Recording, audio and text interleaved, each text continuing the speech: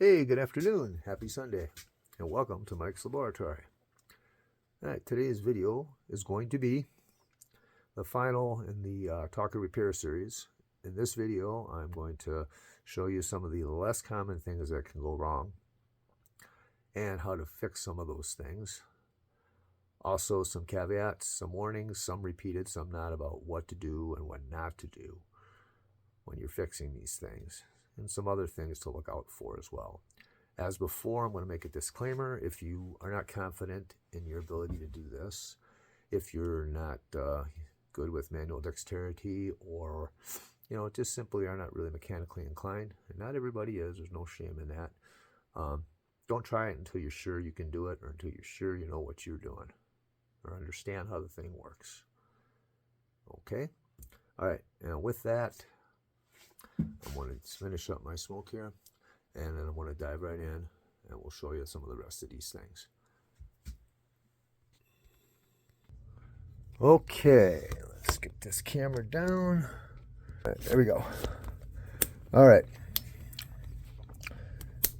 Those of you who have watched some of the other videos in the series will don't be knocking your camera over, dum-dum, will recall that I emphasized do not pull that string without and let go of it without a flywheel in there and with the cover on and locked in place somehow. First thing I'm going to show you is what happens, or what can happen, if you do that. First thing I'm going to do is illustrate exactly how this works so you'll understand. Okay, when you pull the string, see this gear here, and this is the lower spool. When you pull this string, you will notice that the ribbon spring and the spool itself are moving, not the gear. Well, it's not supposed to move. They do move a little bit. There's a clutch spring within that lower gear assembly. And when you let it go to make him talk, then the whole works spins, and spins the flywheel at the same time. Now, if that flywheel is not in there, this thing will snap back very quickly and very fast. Fast enough to surprise you. It'll make a big snap noise when it hits the end too, because there's no drag from the flywheel slowing it down, even if this spring is working, and this one is. You can see it rotates that way and locks up going that way. Okay. So, this is what can happen. Number one, this happens nearly every time if you do it once or twice, sometimes only once. You're going to rip the tape clean off of the upper spool.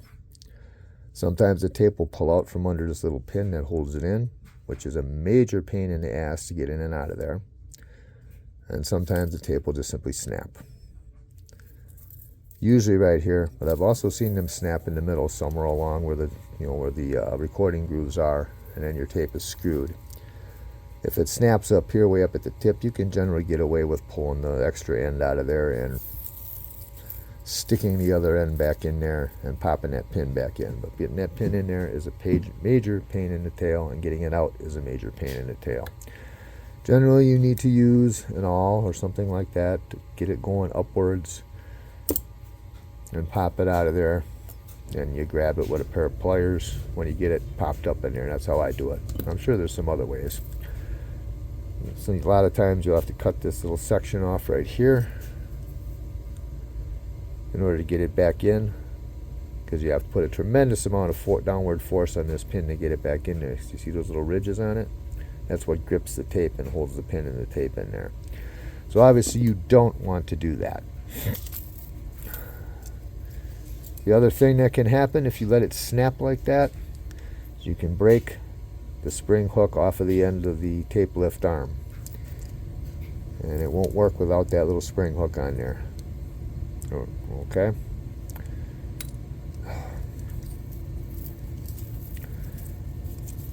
All right. So when you first get a talker and you don't know what kind of shape he's in, pull the string, but follow it in with your finger, or follow it in with your hand by holding the string. You'll be able to tell by how it feels as you let it go back in if there's resistance in there. The other thing that can cause this exact same thing to happen, because as you saw from my showing you on this one, as if the spring, the clutch spring inside of here is broken. Now I'm going to pull this off and I'm going to show you how this part works.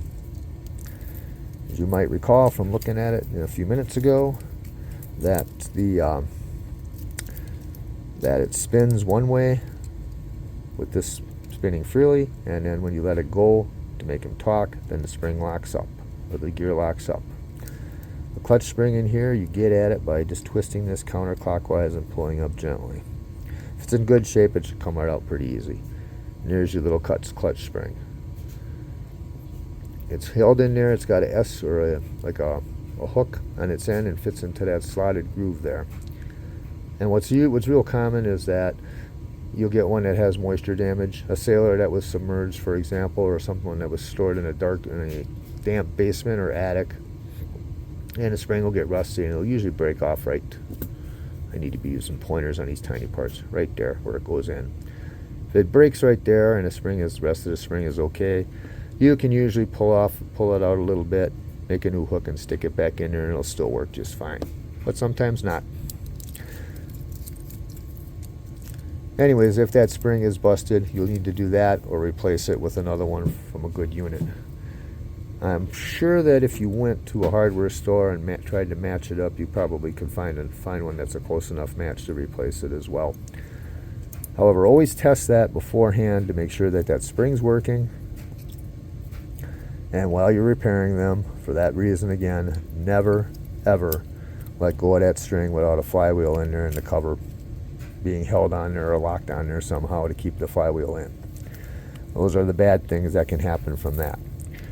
And the tape on the bottom is also held in by the same type of pin.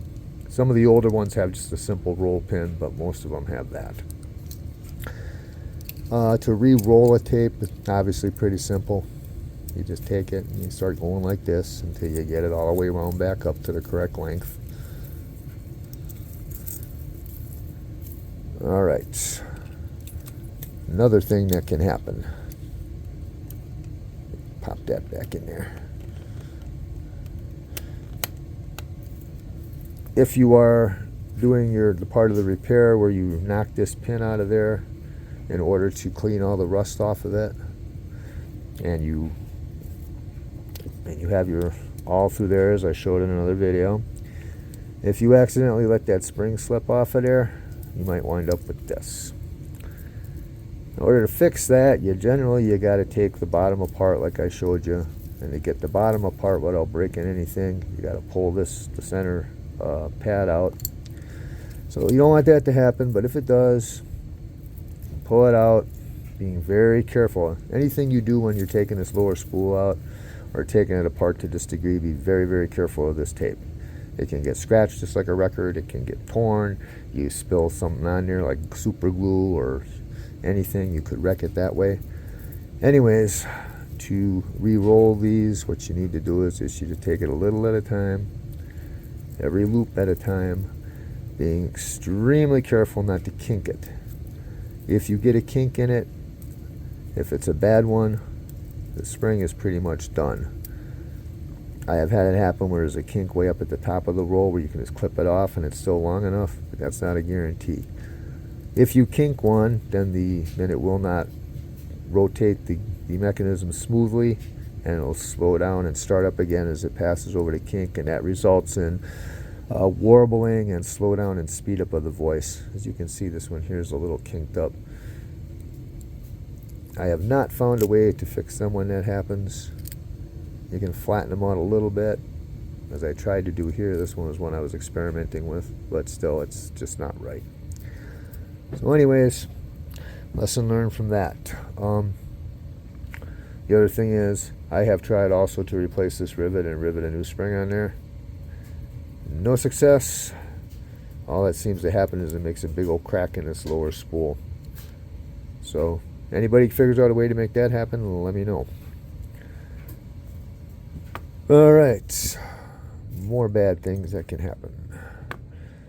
When you are taking these and squeezing them down on the flywheel, these weights, and I said I demonstrated this in the video, I'm expecting that everybody will remember, and squeeze down to clamp them down tighter on there. this can happen. You can see the tip of it is broke off. These are just made out of cold cast pot metal, so they do break fairly easily. I can't think of anything that could prevent that. If you over squeeze it, obviously it will, but sometimes just, you know, a gentle squeeze will break them off. If that happens, your only other option really is to get another weight from a junk unit. So obviously, as somebody who fixes talkers, I find it useful to have a rather large box of junk pieces. Okay, that's a bad one. This one's bad, but not quite as bad because it is fixable. A lot of times what will happen if you have the newer type flywheel rather than the nicer older type one that has the pins in it, that those damn little plastic pins molded into there will break off. This can happen when you're squeezing the weights down. This can just happen from wear and tear. But what you do to fix that is you take a piece of brass wire. This is 1/16 inch wide. And your little pin vise drill bit. And you go exactly where the broken off part was, right in the middle, and very carefully and slowly taking your time, drill straight through. And you can take a piece of wire, cut it, stick it through there, cut it off. What I do is I leave a little bit on the end sticking out. You can see that on here too, on this vintage one that's set up this way. And then I just put it on my vise and tap it with a hammer a couple of times very gently, just to mushroom the brass ends out. And then you can file them down if they're getting in the way of the swinging of the weights. That's how you fix that. I wouldn't advise putting any glue in the hole or anything, because if you get anything on that brass rod, or you accidentally get some glue on the gear teeth, that's probably not a good thing either. Okay.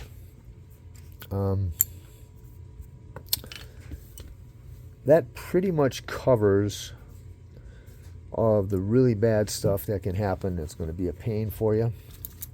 Other things to consider: speaker condition. Obviously, you wouldn't want to use these. This one here, if they get holes in them or tears right in the center like that, it generally will make the voice be kind of garbly because it's interfering with the symmetry of the speaker moving in and out to produce the sound. Generally, if they got little notches like this on the edges, that's not a big deal. This one, again, you wouldn't want to use it. There's a hole. It's cracked really bad here too. So make sure your speaker's in good shape and clean. Clean any gunk off of here so that the tone arm can slide back and forth across that freely. Oh, anything else?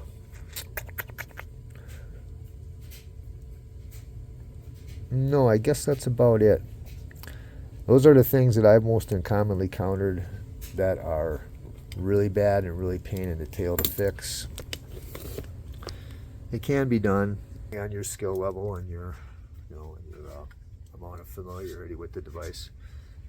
So like I said, once again, if you exercise caution, again, that's the most important thing. If you exercise caution not to let that string go when there's no flywheel in there, or if that clutch spring is not working correctly, you should be okay. You don't want to have to redo tapes. I mean, you can also obviously replace a tape and turn like an astronaut into a commander that way if you wanted to, but it's enough of a pain, why bother? Yeah, that's pretty much all I can think of for the really bad stuff. Obviously, if it looks like Godzilla stomped on it, you might run into some issues as well. But anyhow, just be careful with them. Be safe with them. Oh, and on the ribbon spring, I almost forgot this. If you're playing with one of these things and trying to re-roll it, be very careful of the edges. These damn things are sharp and they will cut you. Also, playing with sharp and pointy little tools like this in those tight areas, yeah, well, okay. Be warned. Be careful. Little holes poked in your finger are a pain in the ass. A screwdriver driven all the way through is a trip to the emergency room. So let's be careful, okay, guys? All right. I guess that's everything for today on the Talkers.